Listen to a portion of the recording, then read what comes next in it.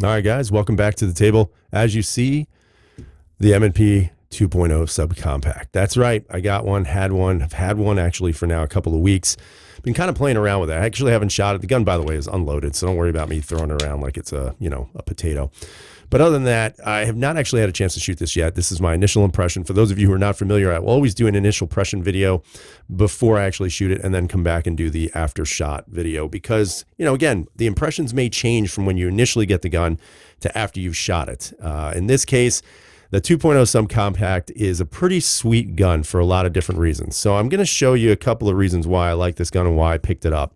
First off, the price point. It was under $400. I got this for $357 or something like that, but it was definitely under $380. I know that for sure. Can't remember, but I know it was anywhere between $350 to $375-ish, around there. So out of the door, fantastic price for a gun that you know is going to work and that's going to be extremely reliable. The other reason why is because I kept going back and forth. You guys know I have the M&P 2.0 Compact. Think the world of that gun. I think it's a fantastic handgun and a great choice for anybody who's looking for a good carry piece. In this regards, I went with this because I was always looking at the 3.6. I was intrigued by that, but I was like, well, I already have the 4-inch. Why would I need the 3.6 with the same grip? Well, then, without a lot of fanfare, Smith released this gun. And interestingly enough, the gun comes with this little magazine here. And then, of course, it comes with the flat base plate. Now, both these magazines are a little different. This is a 10-round magazine I purchased from a store. This is actually a 12-rounder, which unfortunately had to get pinned. So now it's only a 10-rounder. And that sucks, and I know, so you can rag on me in the comments all you want. But one of the things that I thought was kind of interesting is that the size of this gun is not too bad. It's definitely a little bit larger than the Glock 26. Glock 26, I can't even get my pinky on at the bottom. This gives you just a little bit of that lip on the base plate to give you more on that pinky. Is it extreme? Absolutely not. It is still a very tiny gun, but ultimately it's still slightly bigger than a 26. You also have the option of running a 12-round extended magazine with that little pinky extension right there, which just gives you a little bit more bite to your pinky without adding a lot to the back of the grip, which again, for most of us, we know this is where the printing is going to be if you're carrying. So overall, that package seemed to be pretty good. 2 magazines, 12-round capacity. If you're looking for capacity, for me, it doesn't really matter at this point. And, a fairly good track record. But then as you open the box, you realize it comes with a small, medium, large, and a large backstrap. So now you have 4 different variances of how you want to carry this. This one right here has the medium on there. But then it gets even more interesting because if you have full-size magazines from, let's say, a 4.25-inch M&P or a 5-inch M&P, well, they attach this little guy right here, which is kind of interesting because if you look at it, it has the same texturing as the grip on the M&P 2.0 series. But this is a full-size magazine. So if let's say you have a full-size magazine that carries 17 rounds, again, this has been pinned, but if you have that ability, now you have 2 12-round mags and 1 17-round magazine or 2. That's pretty good firepower. And how does it fit in the grip? Pretty darn good. You're not going to necessarily get that pinching feeling. You get a nice full grip with a fairly short slide. So that's pretty cool. But let's say you don't have a full size and you only have the compact size. Well, guess what? They also give you that. They give you this little collar to go around your compact size magazines. So let's say you have a compact and now you want to carry 15 rounds. That's 30 additional rounds if you have 2 magazines here, plus another 24 rounds. You have 54 rounds. That's pretty good. And what's even better is it fits very nicely. And now you have your compact 3.6. So that's sort of why I went with this gun as opposed to the only 3.6, just because you have that variability to carry a very small compact package, or go bigger, go medium, or go just slightly above small. So overall, just a great package for what you're paying for. Again, you can see the texturing is the same as the M&P 2.0 texturing, very aggressive, but in my opinion, very manageable. It allows you to get a very good grip on the handgun. Now, some of the things that I did notice about this, which are kind of interesting, is that you saw the texturing on the collars that came for the bigger magazines. But you'll notice that the texturing on this one here is actually different. This is actually from, or what appears to be, the old 1.0 series. So I'm not sure why that is. Maybe they just didn't want to create new extensions, and maybe they had an abundance of these, so they figured, okay, let's just throw these out with the guns, and then when we run out, we'll come back to the drawing board and create the new ones. But who knows? I don't work for them, so I don't know what the situation was at. One of the other things I noticed too is that even with the magazine release, the mag release actually doesn't feel like the 2.0 texturing either. It feels more like that smoother 1.0 texturing. So, maybe just some slight inconsistencies with the gun itself. Doesn't make it bad or good. That's up to you. I don't think it really matters. I mean, when I'm holding a gun with a pinky extension, I'm not saying, oh, well, this feels smoother on my pinky. I'm not saying that. I'm not even thinking that. I'm just saying, oh, that feels kind of comfortable. Positive ejection for the magazines on all of them. That's pretty good. You can see that the finish on here is very good. It has like that melanite coating. I believe that's what it's called. Might be something else. Who knows? But overall, you got the steel guide rod.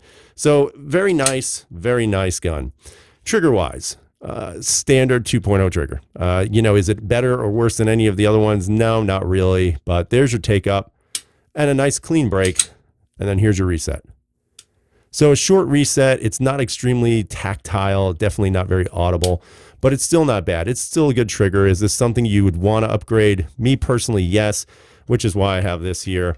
But at the same time, is it something that you need to upgrade? It depends on you guys. I don't think it does, but it certainly helps when you have it, that's for sure.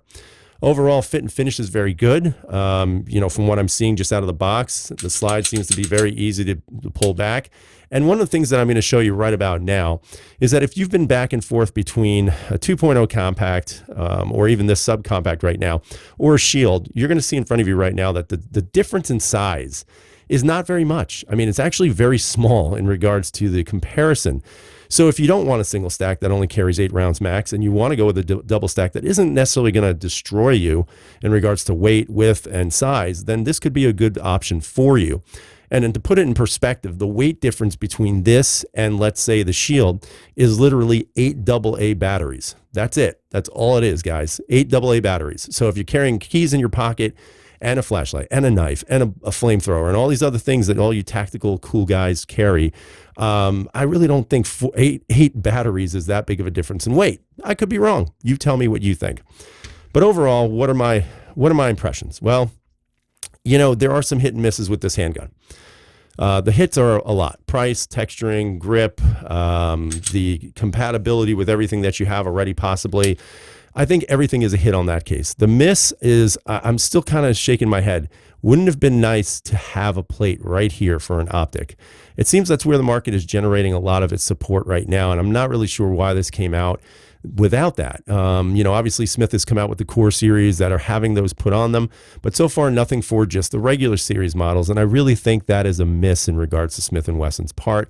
It would have been nice just to have that option. And to put it in more perspective, here you've got your the CZP-10S, and you look at the size of this gun, and I'll put the flat base plate in there, and maybe I'll do a full comparison on these guys one day, who knows. But if you were to put both of these in the hand, the difference in size is negligible. The base plate on the P10S is thicker than on the 2.0 subcompact. That's the only difference in the grip length. That's it. Slide length is pretty much, let's see, right about there. The slide length on the S is just slightly longer, and I mean slightly longer, guys. We're not talking much. Again, a very negligible difference. Holding them both in my hands, I would say that they both fairly, work in regards to how low they fit into my hand. The Smith actually feels like it's sitting a little bit lower into my hand than the actual P10S. But again, if you're looking for an optic-ready pistol, this has the advantage for that simple reason. Come on, Smith. Put a damn plate on here and get this thing optic ready, because I think that's where the market is generating a lot of interest, and I think that's where this may have missed the mark. But other than that, so far, the initial impressions of this gun have been very positive for me. Can't wait to get it out to the range and shoot it to see what's going on, to see what the recoil is. Keep in mind, it has all the 2.0 features, so you're going to have that steel chassis running through here. So that should mitigate recoil for a gun this small. I think it's going to be very interesting to see how these magazines run with it, with the longer grips, even with this little UTG +0 extension that I got. And you can see, oh, that's the wrong one. Whoops. That's actually for the P10S. But there's this one right here. And guys, as you notice, it actually adds just enough of that pinky room without really giving a heck of a lot in regards to, losing that concealability, so to speak. So again, I'd love to hear what you guys have to say. Do you think the 2.0 subcompact is something that maybe will generate some interest from people, or do you think this is a miss? And if so, why? But I personally think it's actually pretty good. I think this actually fits a place for everybody, especially if you're looking for a small double stack subcompact that gives you enough firepower and compatibility with other things you may already own. So again, love to hear those comments or read those comments because I can't hear them, but I'd love to see what you guys have to say about the gun. Stay tuned for the post impressions in regards to shooting this, and we'll see where it goes. Anyway, guys, have a great day. Stay safe. And as always, everyone, freedom is never free.